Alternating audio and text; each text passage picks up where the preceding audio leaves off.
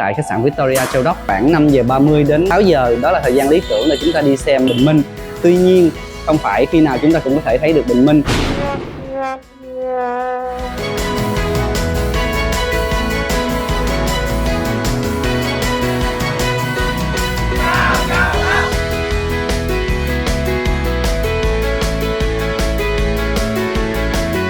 Để khởi động một ngày mới tại khách sạn Victoria Châu Đốc, du khách có thể bắt một chiếc thuyền gỗ nhỏ nhỏ xinh xinh. Chúng ta đi một đoạn trên sông Hậu để ngắm bình minh. Khoảng 5 giờ 30 đến 6 giờ, đó là thời gian lý tưởng để chúng ta đi xem bình minh.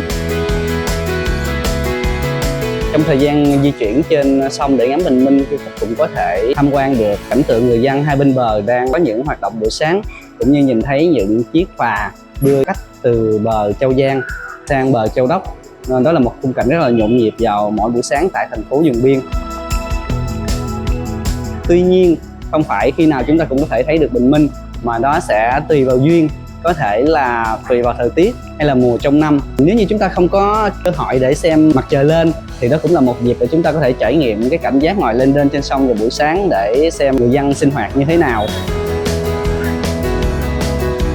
Sau khi đón bình minh trên sông thì du khách sẽ quay trở lại nhà hàng Ba Sắc xinh đẹp cạnh bên bờ sông Hậu để thưởng thức một buổi sáng rất là ngon miệng. Nhà hàng Ba Sắc của khách sạn Victoria Châu Đốc được đánh giá là số 1 tại khu vực Châu Đốc. Thì chúng tôi có đầy đủ các món ăn đặc trưng của vùng An Giang.